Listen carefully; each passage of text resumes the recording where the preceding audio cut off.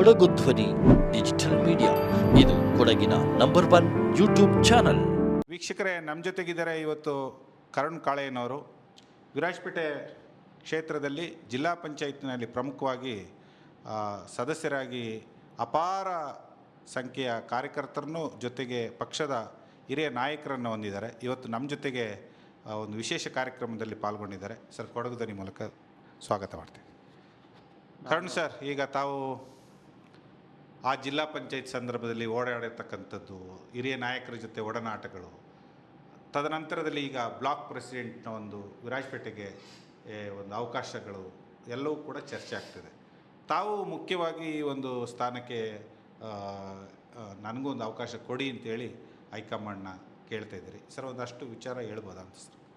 ನಾನು ಕಳೆದ 30 ವರ್ಷದಿಂದ ಕಾಂಗ್ರೆಸ್ ಪಕ್ಷದಲ್ಲಿ ಸಕ್ರಿಯ ಕಾರ್ಯಕರ್ತನಾಗಿ ಪಕ್ಷದ ಏಳಿಗೆಗಾಗಿ ದುಡಿತಾ ಬಂದಿದ್ದೆ.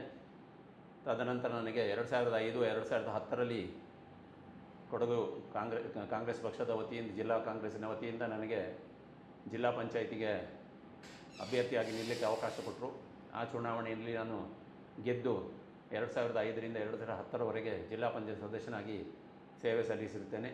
ಆ ಅವಧಿಯಲ್ಲಿ ನಾನು ಜನಪರ ಕೆಲಸಗಳನ್ನು, ನನ್ನ ಕ್ಷೇತ್ರದಲ್ಲಿ ಕುಡಿಯೋ ನೀರಿನ ಸಮಸ್ಯೆ ಇತ್ತು.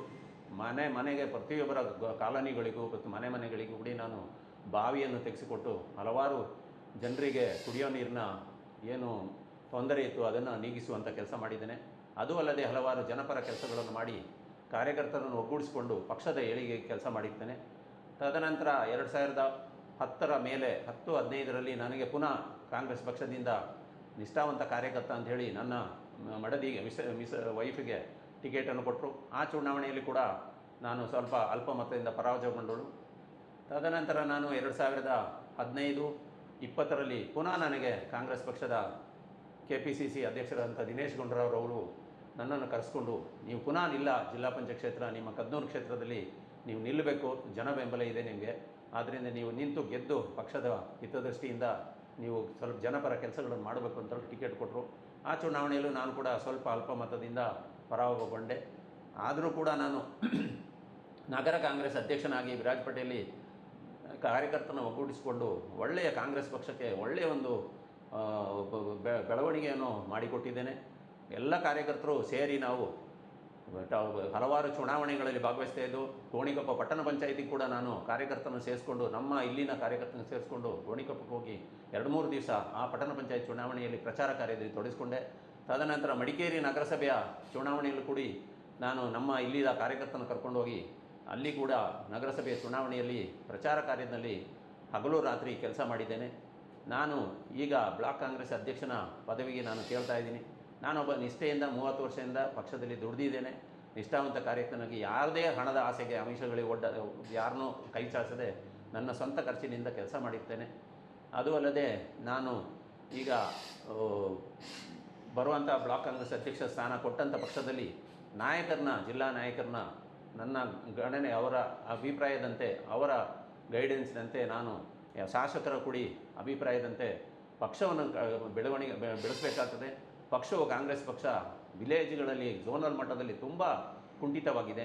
ಯಾರೂ ಕಾರ್ಯಕರ್ತರೇ ಇಲ್ಲ ಅಂತ ಅನ್ನೋ ವಿಚಾರದಲ್ಲಿ ಬಂದಿದೆ. ಊರಿಗೊಬ್ಬ ಕಾಂಗ್ರೆಸ್ನವನು ಇಲ್ಲದಂತಾಗಿದೆ.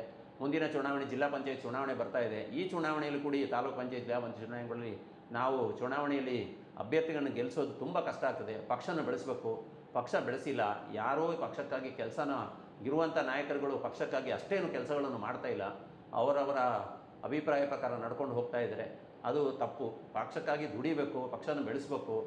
30 ವರ್ಷದಿಂದ ಕಾಂಗ್ರೆಸ್ ಪಕ್ಷದಲ್ಲಿ ನಾನು ಕಾಂಗ್ರೆಸ್ ಪಕ್ಷದ ಅಧಿಕಾರ ಅನುಭವಿಸಿದ್ದೇನೆ. ನನಗೆ ಯಾವುದೇ ರೀತಿಯ ಒಂದು ಸ್ಥಾನಮಾನವನ್ನು ಇದುವರೆಗೆ ಕೊಡಲಿಲ್ಲ.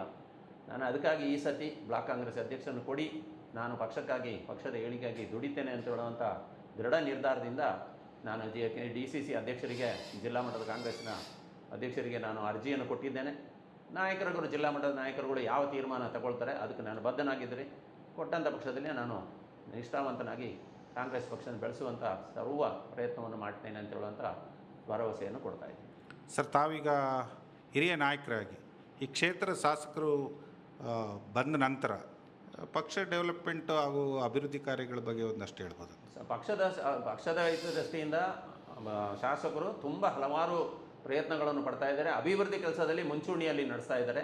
ಆದರೆ ಪಕ್ಷ ಸಂಘಟನೆ ಎಲ್ಲೋ ಅವರು ಒಂದು 4 ವರ್ಷದಿಂದ ಬಂದು ಇಲ್ಲಿ ಕೊಡಗಿನಲ್ಲಿ ಬಂದು ಅವರು ಶಾಸಕರಾಗಿ ಓಡಾಡಿ ಅವರಿಗೆ ಅಷ್ಟೇನೂ ರೂರಲ್ ಝೋನಲ್ ಮಟ್ಟದಲ್ಲಿ ಇನ್ನೂ ಅವರಿಗೆ ನಮ್ಮ ಕಾರ್ಯಕರ್ತರು ತಿಳಿಸಬೇಕಾಗಿದೆ. ನಮ್ಮ ನಾಯಕರುಗಳು ಅವರಿಗೆ ಸ್ವಲ್ಪ ಅದರ ಮಟ್ಟಿಗೆ ತಿಳುವಳಿಕೆ ಕಡಿಮೆ ಆಗಿದೆ ಅಂತ ಹೇಳ್ಬೋದು. ಯಾಕೆಂದರೆ ಪಕ್ಷವನ್ನು ಬೆಳೆಸಬೇಕು, ಅವರು ಬೆಳೆಸುವಂಥ ನಿಟ್ಟಿನಲ್ಲಿ ಈಗಾಗಲೇ ಕಾರ್ಯಪ್ರವೃತ್ತರಾಗಿದ್ದಾರೆ.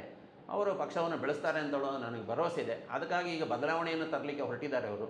ಬದಲಾವಣೆಯನ್ನು ಒಳ್ಳೆ ಯಾರು ನಿಷ್ಠಾವಂತ ಕಾರ್ಯ ಇದ್ದರೆ ಪಕ್ಷಕ್ಕಾಗಿ ಯಾರು ಕೆಲಸ ಮಾಡ್ತಾರೆ ಅವ್ರನ್ನ ಶಾಸಕರು ಮುಂಚೂಣಿ ಘಟಕದ ಅಧ್ಯಕ್ಷರುಗಳನ್ನು ನಾವು ನೇಮಕ ಮಾಡಿ ಅಧಿಕಾರ ಕೊಟ್ಟಂಥ ಪಕ್ಷದಲ್ಲಿ ಅವರಿಗೂ ಒಳ್ಳೆಯ ಹೆಸರು ಬರ್ತದೆ. ಪಕ್ಷ ಸಂಘಟನೆ ಆಗಿದೆ. ಮುಂದಿನ 3 ವರ್ಷ ಕಳೆದ ಮೇಲೆ ಶಾಸಕರು ಪುನಃ ಚುನಾವಣೆಯಲ್ಲಿ ನಿಂತು ಗೆಲ್ಲಬೇಕು ಅಂತ ಹೇಳುವಂಥ ಅಭಿಲಾಷೆ ಇದೆ ನಮಗೆ. ನಾನು ಆ್ಯಕ್ಚುಲಿ 30 ವರ್ಷದಿಂದ ಪ್ರತಿ ಸುಮಾವಸಂತ ಚುನಾವಣೆಯಿಂದ MLA ಶಾಸಕರ ಚುನಾವಣೆಯಿಂದ ವೀಣಾಚಯ್ಯ, ಅರುಣ್ಮಾಚಯ್ಯ, ಪ್ರತಿ ಮಿಟ್ಟು ಚಂಗಬರನ ಚುನಾವಣೆ, MLC ಟಿ ಜಾನ್ ಚುನಾವಣೆ, ವಿಶ್ವನಾಥ್ ಅವರ ಚುನಾವಣೆ, ಮತ್ತು ಇವರು BT ಪ್ರದೀಪ್ ಅವರ ಚುನಾವಣೆ, ಶಾಸಕರಾದ ಪೊನ್ನಣ್ಣ ಚುನಾವಣೆಯಲ್ಲಿ ಎಲ್ಲ ಚುನಾವಣೆಯಲ್ಲಿ ಕೂಡ ನಾನು ಸಕ್ರಿಯವಾಗಿ ಪಾಲ್ಗೊಂಡು ನಾನು ಪಕ್ಷದ ಏಳಿಗೆಗಾಗಿ ಪ್ರಚಾರ ಕಾರ್ಯದಲ್ಲಿ ತೊಡಗಿಸಿಕೊಂಡಿದ್ದೆ. ಅದರಿಂದ ನನಗೆ ಕೊಡಿ, ನನಗೆ ಒಂದು ಅವಕಾಶ ಕೊಡಿ ಬ್ಲಾಕ್ ಕಾಂಗ್ರೆಸ್ಸು ಅನ್ನುವಂಥ ವಿಚಾರದಲ್ಲಿ ನಾನು ನನ್ನ ಕೋರಿಕೆಯನ್ನು ಸಲ್ಲಿಸ್ತಾ ಇದ್ದೇನೆ. ತಮಗೆ ಈ ಕ್ಷೇತ್ರದ ವಿರಾಜಪೇಟೆ ಭಾಗದಲ್ಲಿ ಬ್ಲಾಕ್ ಮಟ್ಟದಲ್ಲಿ ಎಲ್ಲ ಒಂದು ಪರಿಚಯ ಆಗಿ ಹೇಗಿದೆ ಅಂತ ಹೇಳಿ ಸರ್ ಕಾರ್ಯಕ್ರಮ? ನಾನು ವಿರಾಜಪೇಟೆ ಏರಿಯಾದಲ್ಲಿ ನನಗೆ ವಿರಾಜಪೇಟೆ ತಾಲೂಕಿನಲ್ಲಿ ಎಲ್ಲ ಚುನಾವಣೆಗಳಲ್ಲಿ ಪುಟ್ಟದಿಂದ ಹಿಡಿದು ಎಲ್ಲ ಕಡೆ ಎಲ್ಲ MLA ಚುನಾವಣೆಗಳಿಗೆ ಕೂಡ ನಾನು ಪ್ರಚಾರ ಕಾರ್ಯದಲ್ಲಿ ಹೋಗಿದ್ದೀನಿ. ಅದರಿಂದ ನನಗೆ ಎಲ್ಲೆಲ್ಲಿ ಏನೇನು ಯಾವ ವಿಲೇಜಲ್ಲಿ ಯಾವ ಘಟಕಗಳಲ್ಲಿ ಪಕ್ಷವನ್ನು ಕಟ್ಟಬೇಕು, ಪಕ್ಷವನ್ನು ಮುಂದಿನ ದಿನಗಳಲ್ಲಿ ಪಕ್ಷವನ್ನು ಬಲವರ್ಧನೆ ಮಾಡಬೇಕು ಅಂತ ಹೇಳೋ ವಿಚಾರ ನನಗೆ ಚೆನ್ನಾಗಿ ಗೊತ್ತಿದೆ. ಯಾರ್ಯಾರಿಗೆ ಚೆನ್ನಾಗಿ ಕೆಲಸ ಮಾಡ್ತಾರೆ, ಪಕ್ಷಕ್ಕಾಗಿ ದುಡಿಯುತ್ತಾರೆ, ಅವರಿಗೆ ಝೋನಲ್ ಅಧ್ಯಕ್ಷಗಿರಿಯನ್ನು ಕೊಟ್ಟುಬಿಟ್ಟು ಪಕ್ಷ ಸಂಘಟನೆಯನ್ನು ಮಾಡಬೇಕು ಅಂತ ಹೇಳೋ ನಮ್ಮ ವಿರಾಜಪೇಟೆ ಬ್ಲಾಕ್ನಲ್ಲಿ ಸ್ವಲ್ಪ ಕುಂಠಿತ ಆಗಿದೆ. ಅದರಿಂದ ಅದನ್ನು ಬೆಳವಣಿಗೆ ಮಾಡಬೇಕು ಅಂತ ನನ್ನ ಅಭಿಪ್ರಾಯ. ವೀಕ್ಷಕರೇ, ತನಗೊಂದು ಜವಾಬ್ದಾರಿ ಕೊಟ್ಟರೆ ಈ ಭಾಗದಲ್ಲಿ ಒಂದಷ್ಟು ಪಕ್ಷ ಸಂಘಟನೆಯನ್ನು ಯಶಸ್ವಿಗೊಳಿಸ್ತೀನಿ. ಆ ನಿಟ್ಟಿನಲ್ಲಿ ನನಗೆ ಅನುಭವ ಇದೆ, ಕ್ಷೇತ್ರದ ಪರಿಚಯವೂ ಕೂಡ ಇರೋದರಿಂದ ನನಗೊಂದು ಅವಕಾಶ ಕೊಡಿ ಅಂತೇಳಿ ಈಗಾಗಲೇ DCC ಕದವನ್ನು ತಟ್ಟಿದ್ದಾರೆ ನಮ್ಮ ಕರುಣ್ ಕಾಳೆಯನವರು. ಇವರ ಬ್ಲಾಕ್ ಅಧ್ಯಕ್ಷರ ಸ್ಥಾನಕ್ಕೆ ಪೂರ್ವವಾದಂಥ ಚಟುವಟಿಕೆಗಳಿಗೆ ಈಗಾಗಲೇ ಪ್ರಾರಂಭ ಆಗಿದೆ. ಹಲವು ವಿಚಾರಗಳನ್ನು ಕೂಡ ಕೊಡಗು ಧ್ವನಿಯ ಮೂಲಕ ನಮ್ಮೊಂದಿಗೆ ಹಂಚಿಕೊಂಡಿದ್ದಾರೆ. ಕರುಣ್ ಕಾಳೆಯನವರಿಗೆ ಕಾರ್ಯಕ್ರಮದ ಅಂಗವಾಗಿ ಧನ್ಯವಾದಗಳು.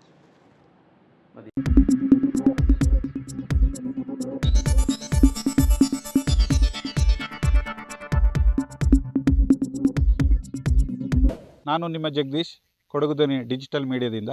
ನಮ್ಮ ಚಾನಲನ್ನು ಸಬ್ಸ್ಕ್ರೈಬ್ ಮಾಡಿ, ಲೈಕ್ ಮಾಡಿ, ಶೇರ್ ಮಾಡಿ.